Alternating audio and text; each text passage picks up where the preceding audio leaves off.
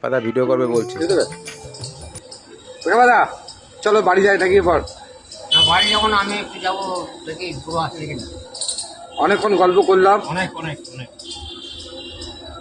চান করবো যে হ্যাঁ আমার তো ভাত খাওয়াতে 3টের সময়। 3টের সময়? বা 3টে বৌমারা কাজ করে না, কি করবো।